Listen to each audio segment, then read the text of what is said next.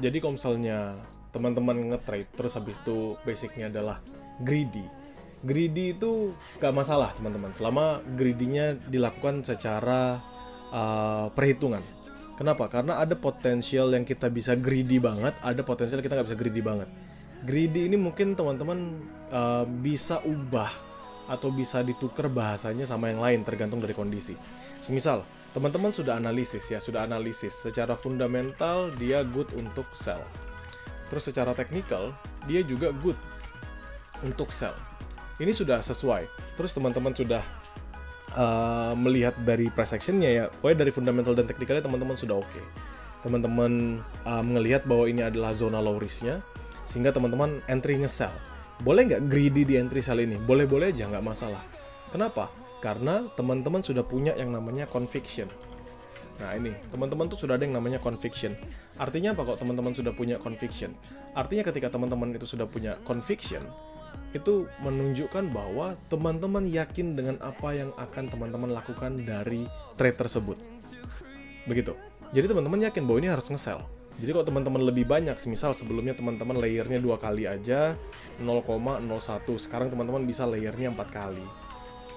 Jadi 0,01. Nah, ketika teman-teman layernya 4 kali 0,01, ini sudah termasuk dari zone yang teman-teman tunggu. Semisal, kalau King sendiri, pernah nggak King sendiri itu greedy? Pernah. Di mana greedy-nya? Yaitu ketika trade di XAUUSD, momen dia di 2000. Di mana itu? Sebentar, di sini. 2000 itu waktu dia drop yang lumayan signifikan. Di sini. Ini adalah kondisi ketika dia drop yang lumayan signifikan di 2001. King bilang, teman-teman boleh search di dalam grup, King bilang sama teman-teman bahwa ketika dia menembus 2000, maka dia akan lanjut terus ke bawah. Tapi 2000 ini adalah zone paling kuatnya si XAUUSD untuk mempertahankan peningkatannya dia lagi. So, apa yang King lakukan? King lebih banyak entry-nya. Satu, fundamentalnya apakah good for sell? Good for buy? Jawabannya enggak. Tapi technicalnya good for buy. Dan King yakin bahwa area 2000 itu sudah menjadi new psychology price ya. New psychology price buat XAUUSD. Sehingga jarang banget dia akan turun di bawah 2000, kecuali memang benar-benar berita dari Amerika Serikat itu totally good, dan tidak ada lagi permasalahan geopolitik. Nah, itu bisa terjadi aja. Tapi basicnya adalah King hanya melihat, oh ini teknikalnya good banget, sangat amat good untuk kita nge-buy. Akhirnya apa?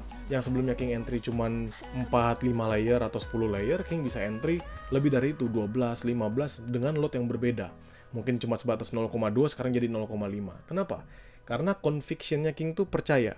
King yakin bahwa entry-nya di tempat ini adalah entry yang paling King tunggu. Begitu. Sama seperti yang 2016 di main zone ini.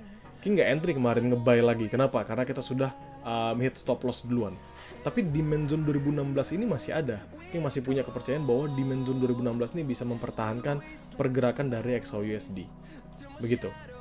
Dan kalau misalnya teman-teman sudah menentukan, oh oke, King sudah nempatkan 2016, maka kita punya conviction yang jauh lebih besar lagi untuk trade buy di 2016. Begitu kan? Kalau misalnya ternyata loss bagaimana? Ya nggak masalah. Kenapa? Karena kita sudah punya reason kenapa kita nge-buy di situ, atau reason kenapa kita nge-sell di situ. So, kalau greedy-nya hanya karena itu, King rasa itu nggak masalah sih. Karena itu greedy yang masih dalam tahap normal, tahap yang tidak perlu untuk diperhatikan lebih lanjut lah. Apalagi masih bisa dipikirkan baik-baik.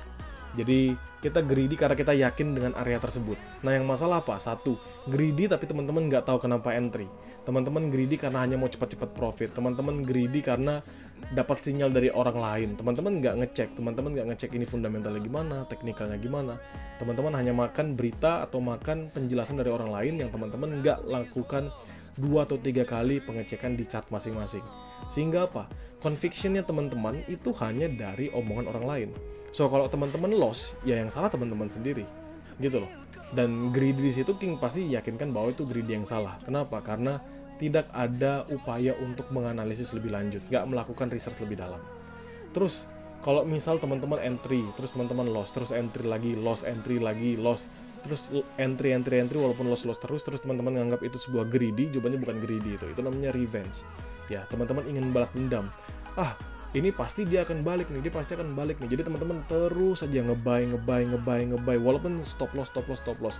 Walaupun nanti di ujungnya teman-teman profit, Tapi ini hal yang nggak bagus. Kenapa? Karena trade-nya teman-teman tidak berdasarkan logik lagi. Sudah sangat subjektif. Karena reason teman-teman dari awal mau nge-buy, mau kemanapun dia teman-teman akan terus nge-buy. Nah itu nggak bagus reasonnya. So itu yang namanya revenge. Kalau teman-teman nganggap itu sebagai suatu bentuk greedy, mungkin teman-teman bisa ubah frasanya. Karena kita kurang tepat menempatkan kata-kata greedy dalam kondisi seperti itu.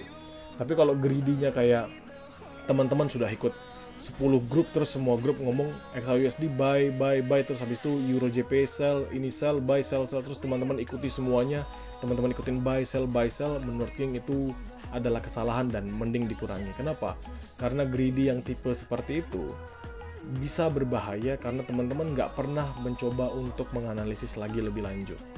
So jawabannya adalah greedy itu sah-sah aja kalau teman-teman punya conviction yang besar dalam trade-nya. Dan greedy itu menjadi salah kalau teman-teman tidak mengecek 2 atau 3 kali lagi. Apalagi kalau teman-teman reason untuk greedy-nya nggak ada. Misalnya teman-teman ngelihat kayak, ini pasti buy ini, udah kita buy aja. Terus akhirnya nge-buy terus. Sudah dia lupa money management, dia lupa risk dan reward-nya bagaimana, fokusnya nge-buy ya terus. Karena di pikirannya adalah, ya yang penting saya lebih banyak lot, karena kalau saya lebih banyak lot, lebih banyak layer, saya lebih banyak probabilitas saya bisa profit. Padahal semakin besar lot dan semakin besar layering, selain probabilitas profitnya besar, itu juga berbanding lurus dengan probabilitas teman-teman akan loss. So, bagaimana cara mengatasi greedy? Yang paling penting dan paling utama adalah teman-teman pintar dulu aja. Teman-teman pintar dan bijak. Bijak dulu deh, teman-teman bijak dan pintar, udah itu aja. Bijak dalam melakukan screening, bijak dalam memilih dan memilah, pintar dalam entry. So, menurut King itu jawaban yang paling tepat kalau misalnya kita bahas tentang greedy.